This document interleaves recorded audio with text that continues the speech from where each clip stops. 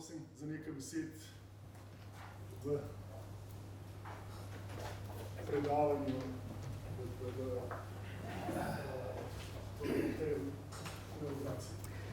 Najlepša hvala za uvodne besede in lep pozdrav vsem skupaj.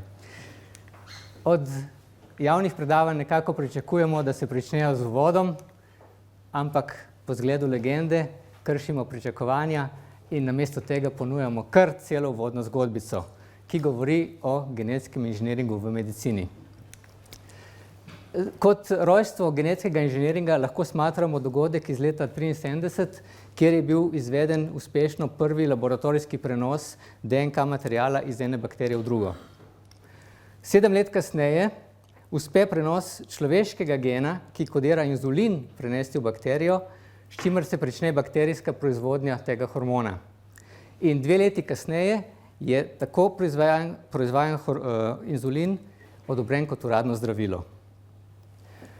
No, potem, po teh začetkih je šel razvoj tudi na posege na ljudeh, kjer imamo žal bolezen z imenom huda kombinirana imunska pomanjkljivost.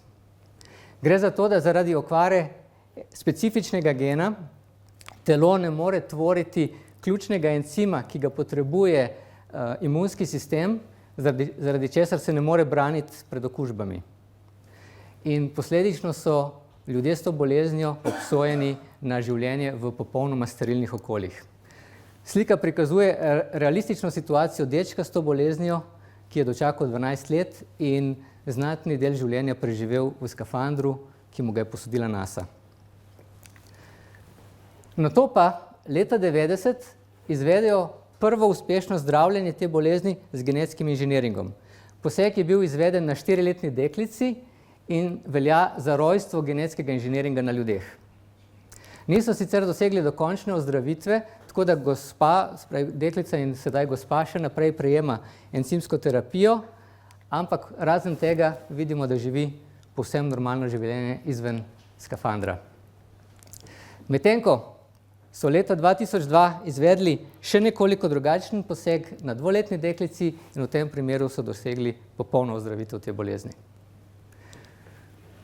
No, po teh začetkih posegov na ljudeh, če tako rečemo, se v našo zgodbo vmeša metoda CRISPR. Kratica pomeni to grozljivo komplicirano besedno zvezo, ki je napisana na sredini. Gre pa za to, da so v bakterijskem genomu odkrili mnogo izsekov virusnih DNK molekul in ob tem se je postavila hipoteza, da si bakterije skladiščijo te virusne vzorce, zato da lažje prepoznavajo virusne okužbe in se pred njimi učinkoviteje branijo, kar se je kasneje potrdilo. Na kar se pojavi članek leta 2012, ki pokaže, da je možno isti molekularni stroj, kot ga uporabljajo bakterije, zato da razsekajo virusni DNK in ga vgradijo v svoj genom, da je možno isto kemijo uporabiti za načrtno spreminjanje genskega zapisa živih bitij.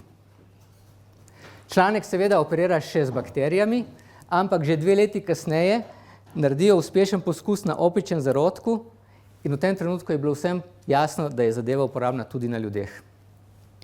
Zanimanje naraste, raziskave eksplodirajo in 8 let po objavi članek prejme Nobelovo nagrado za kemijo, ki je podeljena prikazanima nagrajenkama. Kje se je CRISPR izkazal? Omenimo zdravljenje bolezni z imenom anemija srpastih celic. Gre za to, da zaradi okvare gena na enem samem nukleotidnem mestu rdeče krvne celice, ki jih proizvaja telo, nimajo oblike prožnih diskov, ampak postanejo toge palice. Posledica so zamašitve žil, kot je vidno desno spodaj, z izredno hudimi posledicami. Kapi, odpovedi organov, huda zatekanja okončin, tako da slike teh bolnikov so dobesedno grozljive. Leta 1923 pa se uradno odobri CRISPR zdravljenje te bolezni in rezultat je opazno izboljšanje razmer pri vseh posegih. Desna Nobelova nagrajenka, ki smo jo predhodno videli, je v enem intervjuju izjavila, da kolikor je neznano, Vsi pacienti, ki so prejeli to terapijo, so popolnoma brez simptomov. Tako da si lahko predstavljamo fantastičen uspeh medicine. Problem pa je cena. En tak poseg stane $1 milijon. Zato je bilo izvedenih izredno malo terapij, kljub temu, da globalno obstaja ogromno bolnikov s to boleznijo. In to postavlja našo družbo na preizkušnjo, ne? Koliko je vredno človeško življenje? Tega danes ne ve nihče odgovoriti. Se pravi, predstavljamo si situacijo, imamo človeka, ki je hudo bolen, celo otroka, ki pred našimi očmi trpi, vemo, da ga lahko ozdravimo, ampak zavarovalnica ne da tega denarja. Tako da to je huda dilema, ne? Za razliko od vsega, kar politiki govorijo pred kamerami. No, če pustimo finančne probleme ob strani, opišimo še zdravljenje podedovane slepote. Tukaj gre spet za specifično mutacijo, za specifično okvaro gena, zaradi katere sicer ljudje niso popolnoma slepi, ampak so obsojeni na hudo obliko slabovidnosti, na meji slepote. In leta 2020 se izvede poskusno zdravljenje, ker terapija ni bila uradno odobrena, na 14 prostovoljcih in fantastična izboljšava. Ena gospa je začela prepoznavati obraze, čeprav je predtem komaj zaznavala silhuete ljudi. Nekdo je bil navdušen, da lahko prepoznava hrano na krožniku, nekdo tretji je rekel, da končno lahko opazuje sončni zahod. Nekateri so celo začeli brati, čeprav pred posegom niso videli niti največjih črk, ki jih imajo okulisti na unih znanih plakatih. Tako da fantastičen uspeh za nekoga, ki je bil do zdaj a priori obsojen na praktično večno temo. Uganili pa ste problem, ne? Tokrat je cena terapije $2 milijona. In jasno je, da z dodatnim razvojem takih terapij bo naša družba na tej moralni preizkušnji znova in znova. No, kaj si torej lahko obetamo, če spet denar pometemo pod preprogo, ne? V preglednem članku, ki je tu naveden, so povzete trenutne, ali pa če rečemo mogoče kakšno leto stare, smeri raziskav, kjer poskušamo z genetskim inženiringom ozdraviti hude bolezni, ki danes velja za neozdravljive. Torej, praktično vse vrste karcinomov se raziskujejo.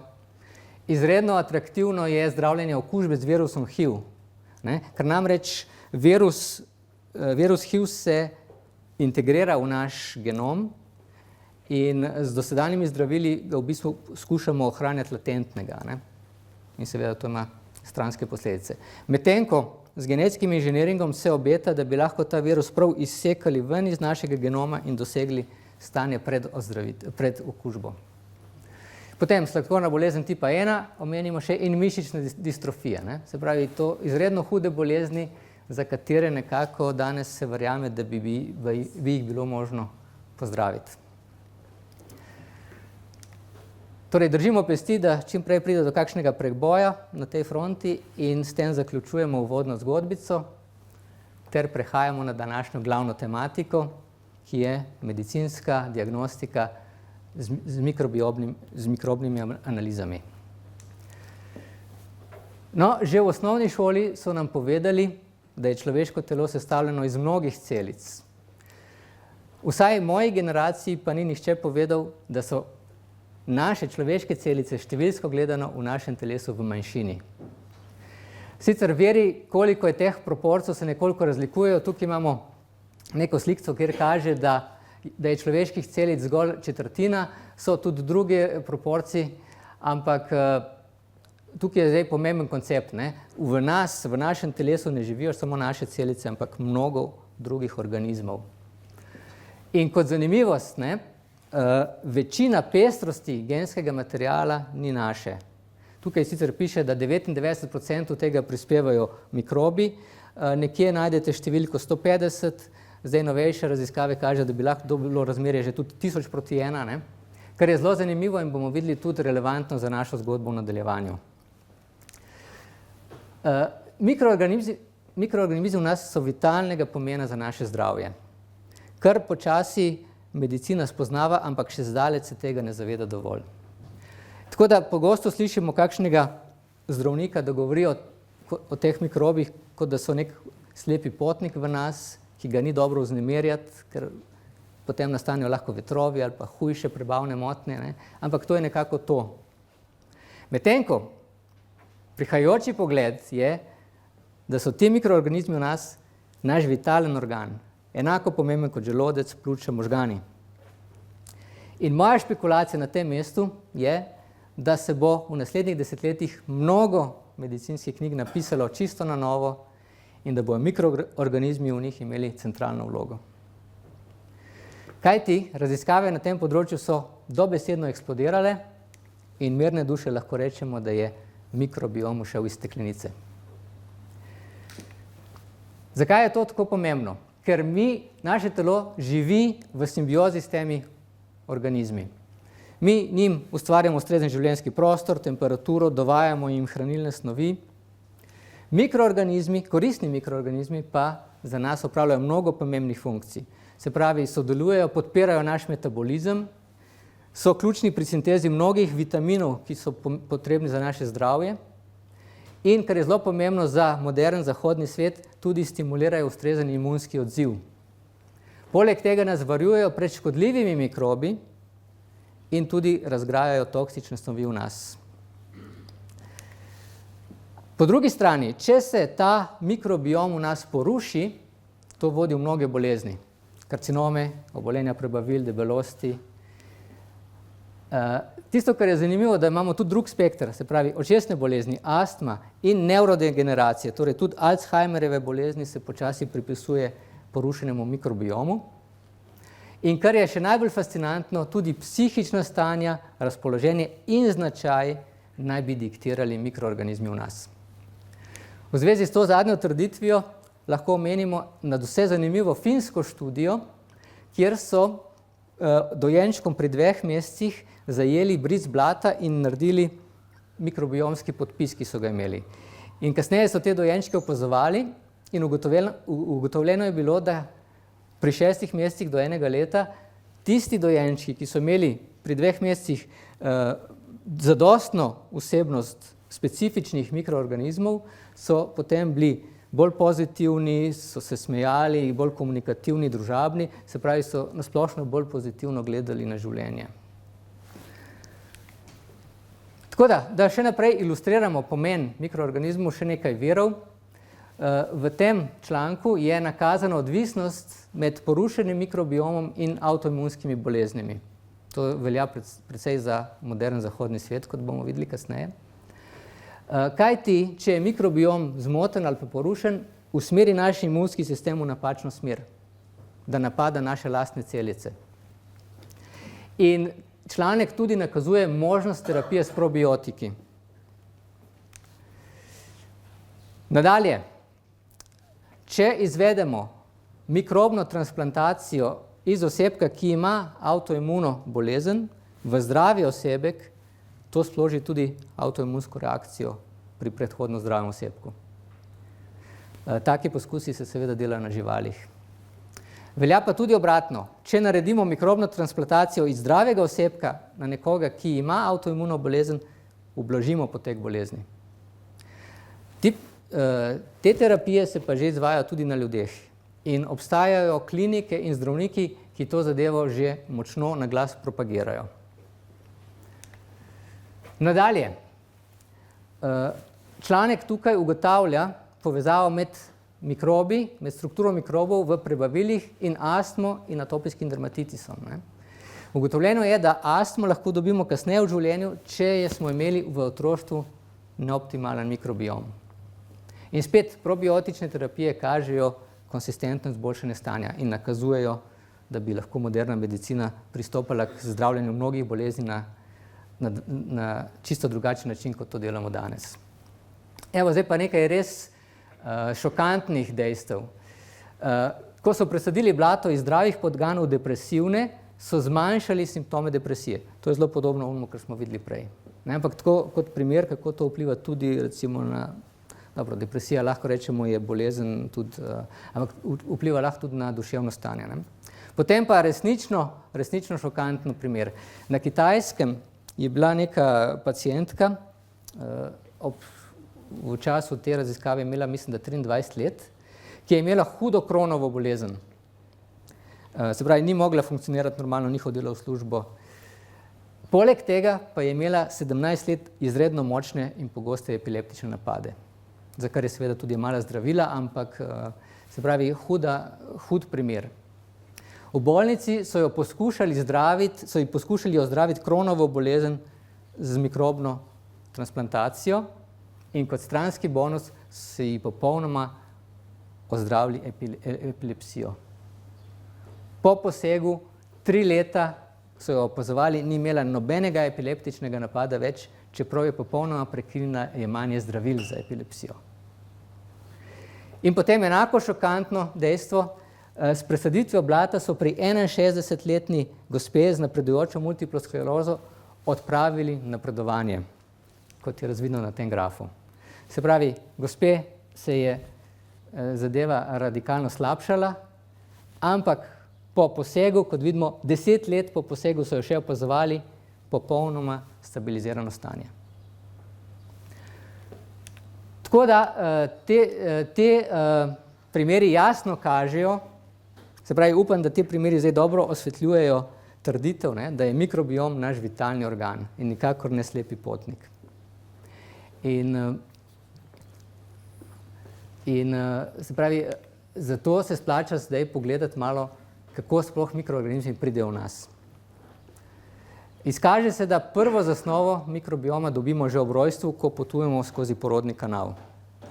In iz tega stališča carski rez postaja nadvse problematičen, ker otrok pač ne prejme te začetne doze. Kar pomeni, otroci, ki so rojeni s carskim rezom, imajo tveganja za mnoge metabolne nepravilnosti in ostale bolezni. Ravno tako so problematični antibiotiki med nosečnostjo.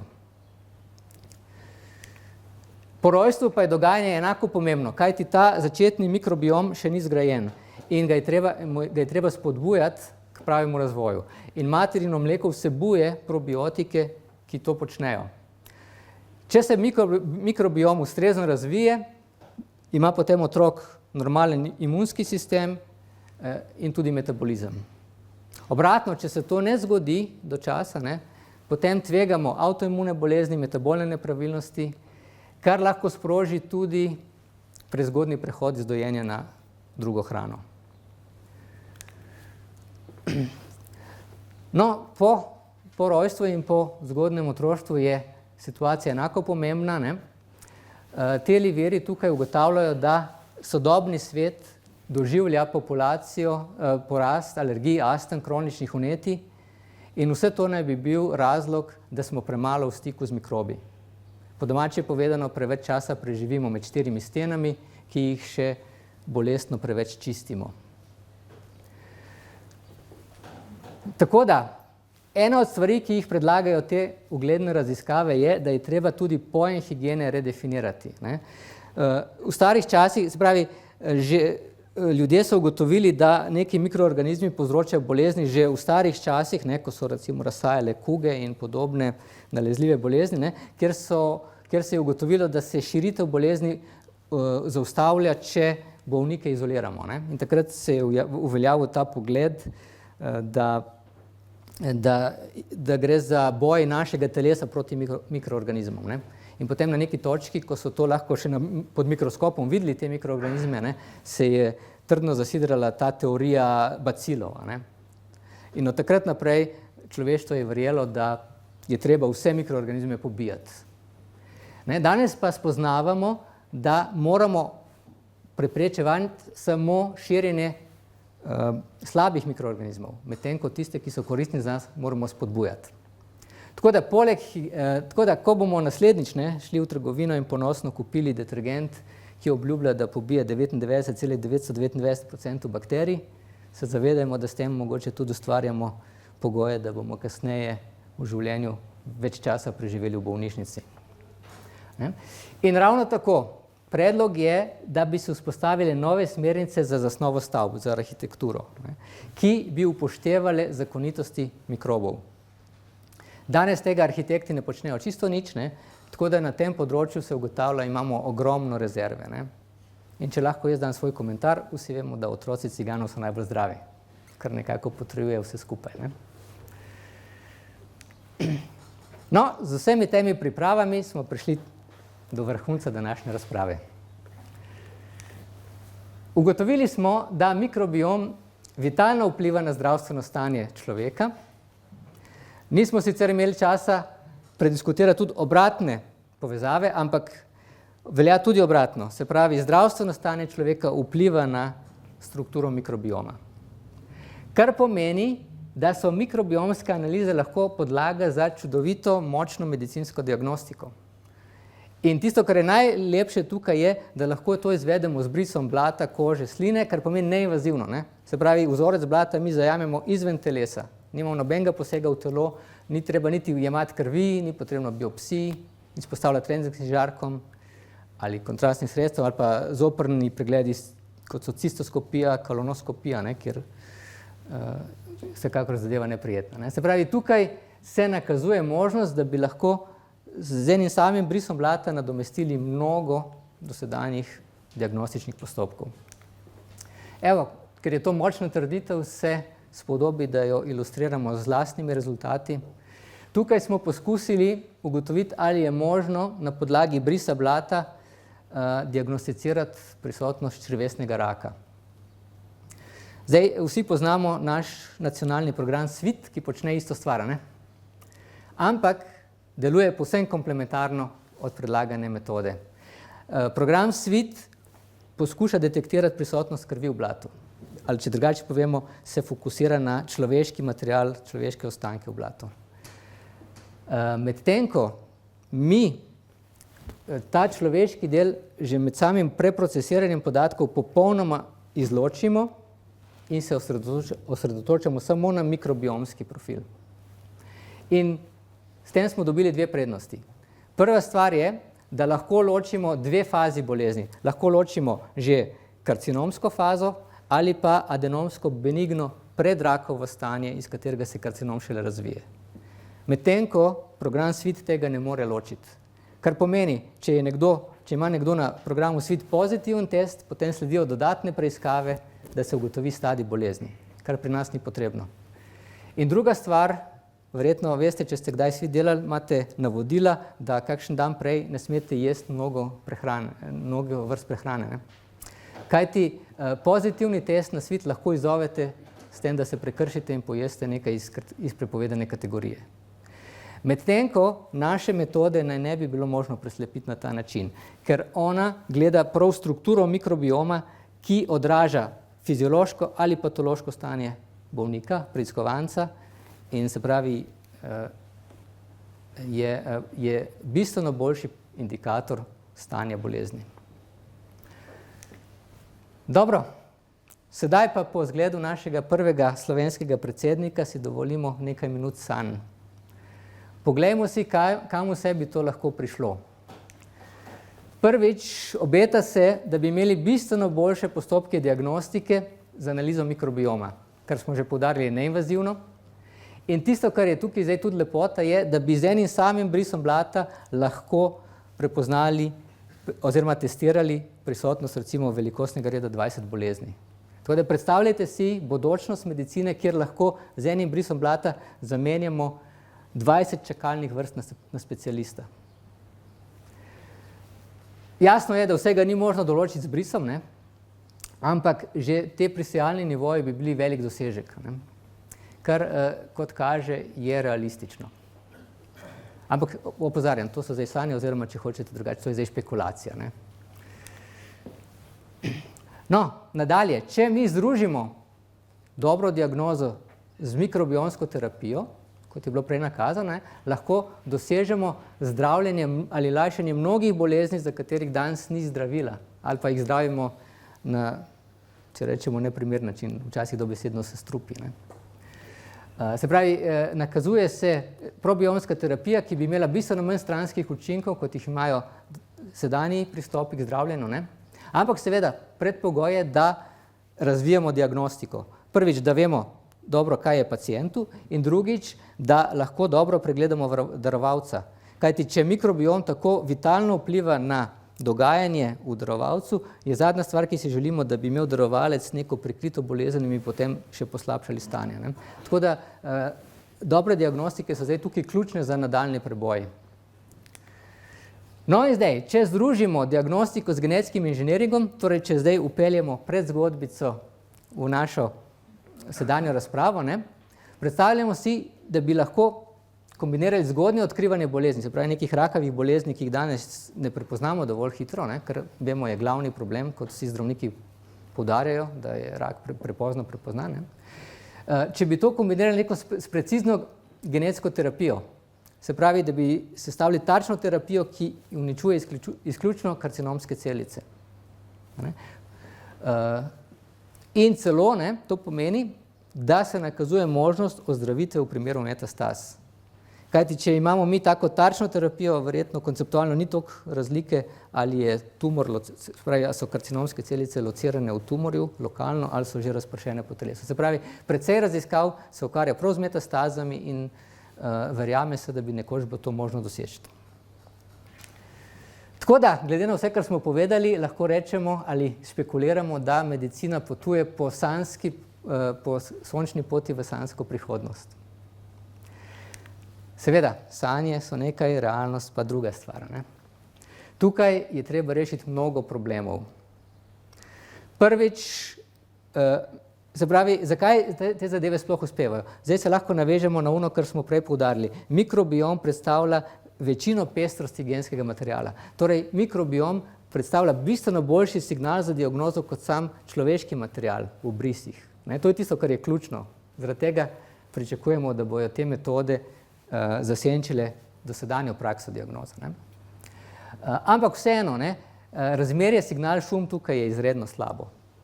Ne, kajti na mikrobiom ne vpliva samo zdravstveno stanje, ampak tudi življenjski stil, način prehranjevanja, tudi genetika, se pravi rase. Ne? Se pravi, imamo človeka, ki hodi v planine, se zdravo prehranjuje, imamo nekoga, ki sedi na fotelju in se baše s krofi, imamo nekoga, ki je vegetarijanc, imamo nekoga, ki ne je solate, ne? In vse to radikalno spreminja strukturo mikrobioma. Ne? In mi moramo iz vsega tega potegniti ven neke značilke, ki so stalnica, ne? Ki niso odvisne od tega, če hočemo, da bomo lahko naredili preboj in uveljavili neko metodo diagnosticiranja. Ne? Ravno tako, kaj se dogaja z mikrobiomom, ko je več hkrati prisotnih bolezni, še ni dovolj raziskano, kako neko jemanje zdravil na to vpliva. Se pravi, tukaj je ogromno nejasnosti. Ne? Na tem področju nekako velja, da z neko raziskavo odgovorimo na eno vprašanje in odpremo 3 nova. In trenutno temu se ne kaže še konca. Tako da, tisto, kar je treba tukaj še omeniti, je vsekakor tudi energijska poraba, torej uporaba računalniških resorjev in tudi ekologija. Tukaj imamo zanimiv podatek, sicer ne iz znanstvenega članka, ampak iz bloga, ker je meni tako slikovit, sicer iz leta 2021, ne, kjer je bilo ugotovljeno, da YouTube letno nabere, torej proizvede za 1 exabajt podatkov. Medtem ko so bili zajeti genomski podatki to leto v 40-krat večjem obsegu. Ne. In zdaj, če si predstavljate, koliko ljudi vse mogoče bedarije tlači na YouTube, ne, in koliko je tega, potem si lahko res zamislimo, kako neverjetna količina teh podatkov se zdaj zajema. Če povem samo moje lastne, rečemo, izkušnje ali pa dogajanje, ne, samo jaz z mojim računom na našem slovenskem superračunalniku Vega sem v preteklem letu porabil 1000 procesorskih let za te analize, ki jih izvajamo. Zato obdelal sem okvirno za 100 terabajtov podatkov v komprimirani obliki s tipičnim faktorjem kompresije 4,5, tako da lahko rečemo nekje 400 terabajtov podatkov sem pretočil na slovenski superračunalnik, zato da sem izvajal te izračune. In zdaj, če to pomnožimo, če pomislimo, koliko podobnih raziskovalcev, raziskovalnih organizacij obstaja na svetu, ki imajo dostop tudi do bistveno močnejših superračunalnikov, ne, potem si lahko samo zamislimo, kako grozljiva je tukaj poraba računskih resorjev.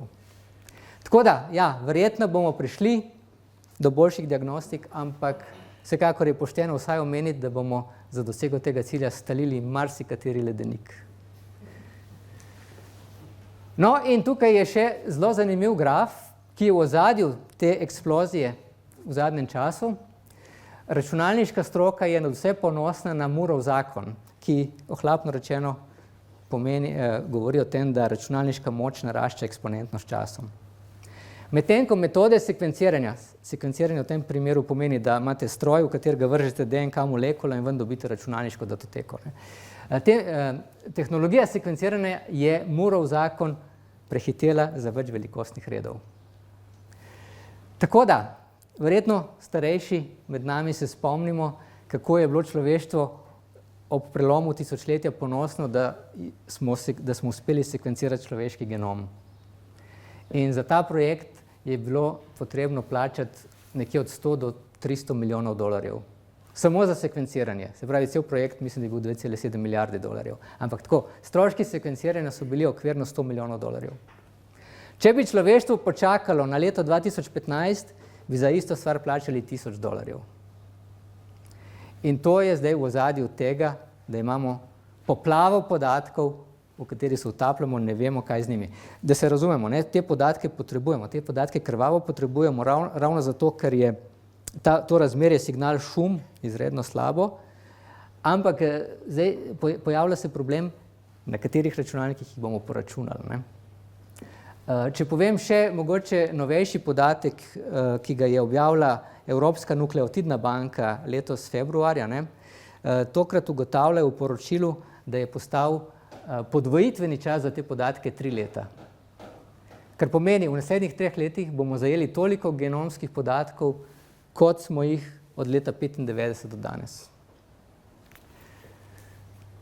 Se pravi, verjetno medicina potuje v svetlo prihodnost, ampak ljudje, ki delamo na tem področju, se zavedamo, da pot ni enostavna, ampak je vijugasta, trnjava, polna pasti in ovir.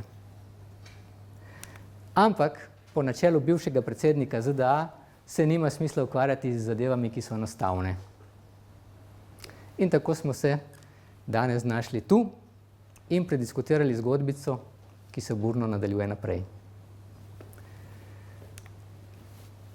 No, če smo pričeli z legendo, pa z eno še končajmo.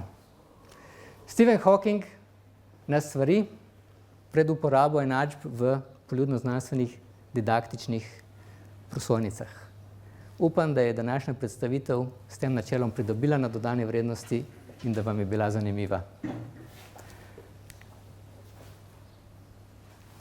In kot se spodobi ob tej priložnosti, se iskreno zahvaljujem najprej bratu Tomislavu, da me je v zgodnjem otroštvu vpeljal v svet elektronike in računalništva, vsem dobrim učiteljem od osnovne šole naprej, da so polagali kamenčke v moj mozaik znanja, profesorju Petru Šuhlu in profesorju Stanislavu Kovačiču, da ste v meni videla nebrušen diamant, profesorju Simonu Dobrišku, sedanjemu vodji našega laboratorija za marsikaj, izpostavil pa bi vzdrževanje čudovitih medčloveških odnosov, prijatelju, profesorju Blažu Stresu in doktorju Leonu Dojču za fantastično raziskovalno sodelovanje, tako strokovno kot po človeški plati, vsem laboratorijskim sodelavcem, od katerih se dnevno učim veliko koristnega, in celotnemu fakultetnemu kolektivu, med katerimi sem spoznal mnogo dobrih ljudi. Zaradi vseh vas lahko danes rečem, da mi delo na fakulteti ne predstavlja obveznosti, ampak stil življenja. S posebno barvo črk se zahvaljujem svojim staršem, oče je žal pokojni. Staršem dolgujemo bistveno več, kot se da izraziti z besedami. In na zadnjem mestu svoji družini za neomajno podporo in potrpežljivost. Kajti, da sem danes lahko tukaj v tej vlogi, sem zadnjih 25 let z družino preživel bistveno premalo časa. Preden zaključim, mi dovolite še en prekršek, da vas vse skupaj nekaj minut prezgodaj vljudno povabim na skromno pogostitev v avli. Najlepša hvala za pozornost in upam, da vam prisotnost na tem dogodku ni predstavljala dileme. Hvala lepa.